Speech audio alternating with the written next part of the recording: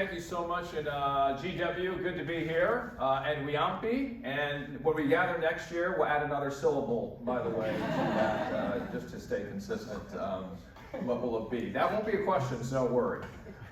Thank you, my panelists. This is an important topic, and what a great conversation that started us out just moments ago. I cannot thank you for all the openness that was shared that gave us a lot to chew on within itself. I'd like to start with each and every one of our panelists. I give you 30 seconds to tell me about yourself and why you involved in this conversation about mental health besides me knocking over this table. And DJ, why don't you start with your first of all, who you are, what you do, and why this topic? My name is DJ Ida, third generation Japanese American, and mental health is just, I think, a topic that I've been involved with my entire life. And it was just something that over the course of time, that if we don't deal with it, only gets worse. But there's a real strength when we do begin to talk about it, and that's, I think, one of the things that we're talking about today is not being afraid to go there. I like the word you used, strength. Like mental health can be a strength. David. Hey everyone, thank you for having me here today. My name is David, and I am the CEO of CALM, first generation Korean American. For those of you who don't know CALM, I often like to explain to people, is a company that's with you every step of the way in your mental health journey. And we've initially focused on sleep and meditation. And by focusing on that, we've had hundreds of millions of people who have downloaded the product, used the product, and I'm just really happy to be here today talking about this important topic. And what's great is the name of your company is not very stressful. No, not at all. In fact, it's very comforting for some reason. I don't know why. Sahaj, tell me about yourself. I'm Sahaj. I'm the founder of Brown Girl Therapy, which is the first and largest community organization for adult children of immigrants living in the West. So I'm also a mental health professional, former journalist who is still currently a writer working on a book, have an advice column with the Washington Post, and so a lot of my work focuses on narrative storytelling to combat the stigma and to raise awareness for mental health. And also generational narratives and cultural brokering between family dynamics and also with interracial relationships in the workplace. And so a lot of the work that I do is around trying to create a space where we can really embody our bicultural identity, because we know that that's a protective factor for our mental health as children of immigrants, as anyone who kind of straddles between more than one cultural stream on a day-to-day basis, and so that's why I'm here today to talk about that. Which most of this community does, right? Absolutely. Mina, tell me about yourself and why mental health. Yeah, sure. I'm Mina. I'm a freshman in high school, and I founded AANHPI Youth Rising. Our mission is to take small actions in our communities to make positive change, and we're mainly focusing on education, creating healthier and safer community spaces for youth, and amplifying youth voices as well. But I think mental health is really important, especially for the younger generation, because we're going to be making the changes and driving like the future as well. So it's also really important for us to just get more acquainted with our own mental health so that we can be healthier and happier people moving forward. I'm glad you brought that up, Mina, because I was doing a session on mental health with the Yoga Alliance, and the last speaker dropped the mic in the conversation. She was 13, the youngest person in the conversation, and she said, we have these mental health days at school, and the issue is, why is it always negative? Why is it always, and we'll get to you in a second, DJ, why is it about the strength that we have? So when we talk about physical health, for instance, generally a positive thing, right? So how would you describe mental health to help those who don't understand how large of a scope that might include? How would you describe it to folks? Yeah, I mean, mental health obviously doesn't have to be a negative thing at all. It can be a positive way to just embrace mental health and But I mean, my teacher the other day, he mentioned I'm in the Bay Area, so we don't have any snow days, but he mentioned having a sunny day or something. The time to just, embrace nature and go out and have a happy good time or whatever. But Who's in support of sunny days? I also take semi-sunny days and medium sunny days too. They'll give it to me. DJ, I know you were talking about strength a second ago, so reflect on what does mental health equal if you're trying to describe it to somebody? We always focus on the problems, which is really, really important. We need to respect it. So my background is in clinical psychology, and we're trained to always ask, what is the problem? Yeah. We were never trained to say, where did you find your strength? Yeah, exactly. So work with the Asian American, Native White Pacific Islander communities. They've been through a lot. And so we never focus on what does it bring to the table. Mm-hmm. And when we do that, it's like, oh, wait a minute, I do have some strengths. But the other thing, and with the rise in Asian hate, which has been there forever, it's not just what's happened in the last few years, but it's like, oh, we claim who we are. And at NAPIMA, and I didn't introduce my organization at the very beginning, it's the National Asian American Pacific Islander Mental Health Association. We work with CEOs around the country. But it's like, when we claim who we are. And it's oftentimes really difficult for lots of different reasons. But when we do that, that is also, it's like, that's part of our mental health. And we talk about this too, is mental health. And it's a real protective factor, but there are many aspects to it. And the more we know about mental health, and when we look at some of the problems, it gives us the strength to be able to say, I can survive. Things may be really, really difficult, but I got through it. And that can really build a person's capacity to just be able to move on. Thrive, not Right. just survive, right? Absolutely. Thrive, just not survive. So Hedge, talk about mental health in 30 seconds. How do you describe it to somebody? In that elevator, there's a lot of us wondering how to get our arms around the very topic. Yeah, I mean, the mind-body connection is huge, right? And I really love what everyone is saying, because when I think about the child of immigrant experience, or someone who is straddling more than one cultural, right?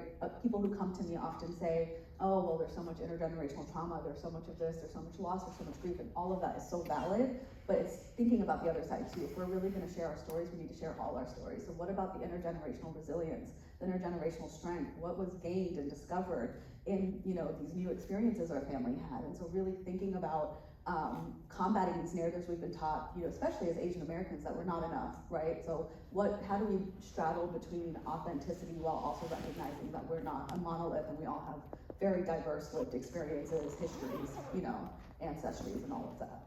And that's all part of the equation, right? As we go through that questioning of who we are, or that very definition as Kevin was talking about earlier, that's part of the entire stew that makes our mental health strong, allows us to thrive. How would you describe mental health, David, in 30 seconds? I often say it's such a journey. Yeah. I think people, there's always kind of different sides to it, and I agree with everything that's been talked about here and previously, is the fact that, different people have different kind of intonations of mental health. Mm-hmm. And the reality is that it's gonna be with you for a lifetime. And it's something that you have to work on and continue to work on. So much of it is like, when you need help, we talk about the intervention side of mental health. Mm-hmm. But the reality is too, there's a whole prevention side as well. And those two have to go together. And the other part of that is, there's such a linkage between mental and physical health. People, when they have mental health ailments, they tend to develop physical health ailments. And the way of physical health ailments, they tend to develop mental health ailments. So when we talk about mental health, there is a deep, deep connection between mind and body. And so often we think about it as whole health. Whole health. And sorry for my simplification of it, but I want to get your reaction, because when I'm trying to describe it in super layperson's terms, is, I put on the COVID 10 pounds, but you also put it on your brain. My brain's a little flabby too, right? And I'm not sure if it's an obese brain, but it's a little flabby, right? You just looked at my stomach. All right, I know. There's a button on this coat for a reason. No, but that's trying to make it accessible, right? Because just like I go through my entire life living through a physical health journey, is a mental health journey. And the language of the vernacular that's around mental health needs a rethink, maybe. How would you change that dictionary? This is actually one of the mantras in the PM. It's like redefining mental health. Mm. And as we're redefining mental health, it's to take exactly what the panel is talking about. It's a whole health, and then even going beyond that, a public health approach. Because we look at the issues, immigration is a mental health issue, lack of access to care is a mental health issue. We're looking at, and I always love when people, it's like this new discovery. Oh, there's a relationship between the body and the mind. And it's like, I love what you're talking about, because that's our cultures. We've always had a holistic approach.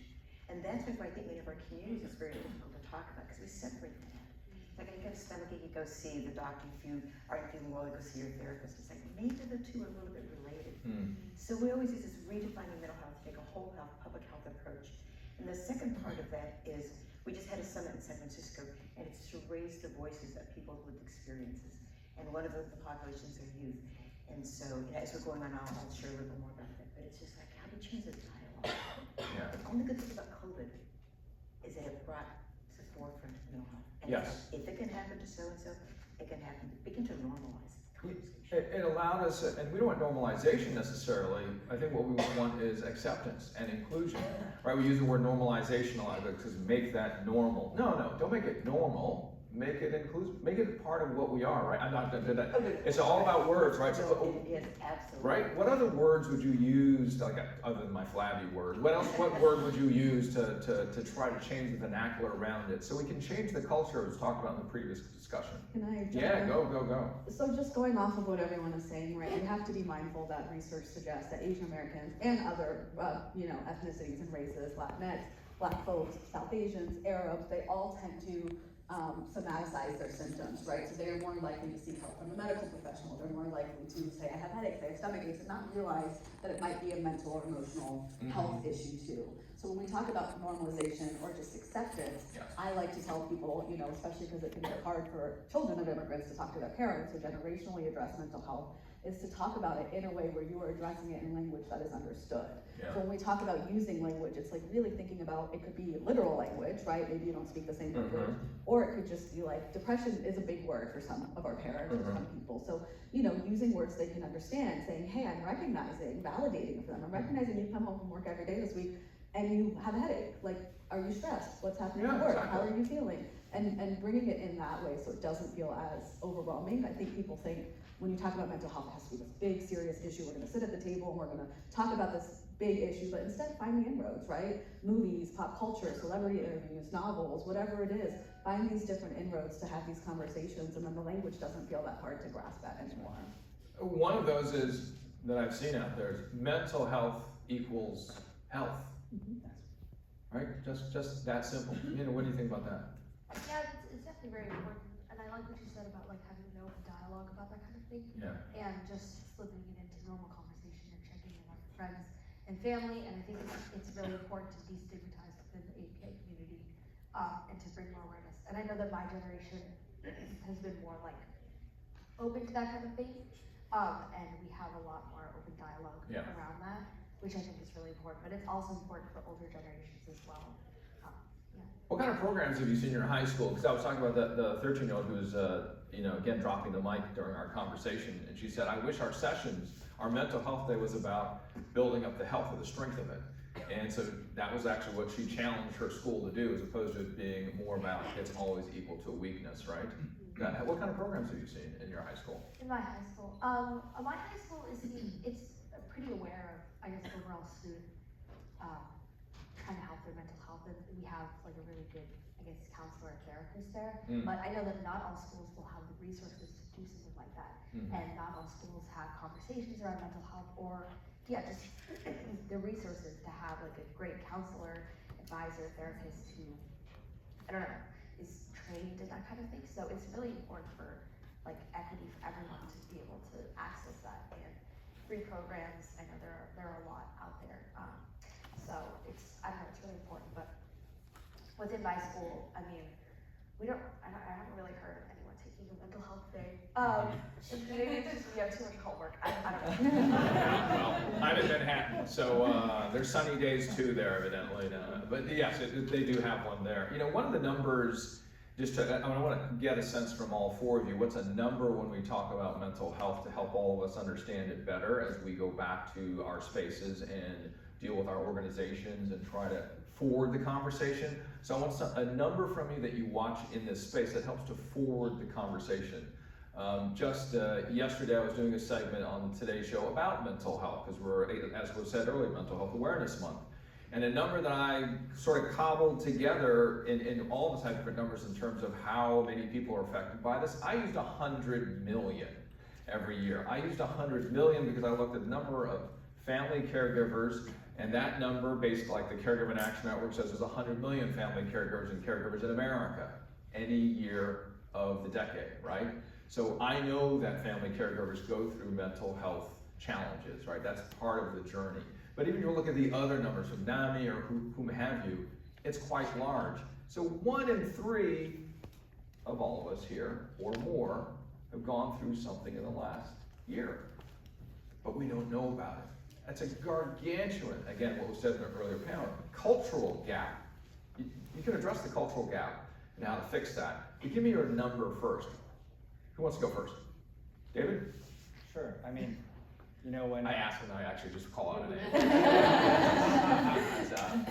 That's right, that's me. Often we talk about that number from a global perspective, and that number is quite large, and 100 million is certainly a number, but I look at it in terms of billions of people around the world have been affected, especially coming out of COVID. What I can tell you, having